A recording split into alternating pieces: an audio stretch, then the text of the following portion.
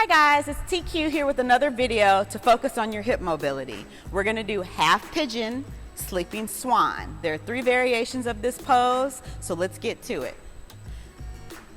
Robin's waiting for us in her box. She's gonna curl up her toes, push back, down dog.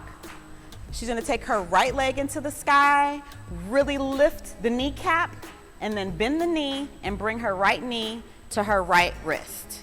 And then try to get her right ankle to her left wrist. Now don't force this. If you don't have the mobility, that's okay. If you're at a you can't get to the 90-degree angle, don't force it. From here, she's gonna make sure the top of her foot is on her mat and then slide her leg back to try to get her hip down. And then as she's ready, come forward and then she can walk this all the way down, forehead on our mat. This is Sleeping Swan. This is a great hip opener. Just make sure that you are not tilting your hip too much to one side or the other. They need to be straight on and square. Now, if you can't get your hip down and you can't come forward, I have a variation for you.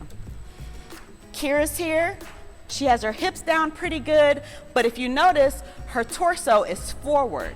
In order to open up that upper thoracic and open up her torso, she's gonna grab the sides of her mat behind her hip, pull, and then sit down really hard, trying to get her torso upright.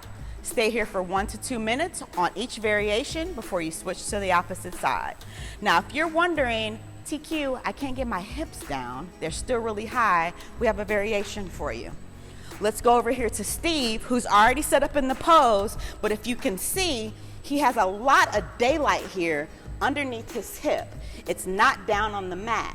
So if this is uncomfortable and you need to work it, just use a block and then slide it underneath that hip to keep it square. This is gonna help with your mobility and open up your hips, and that's how you do it.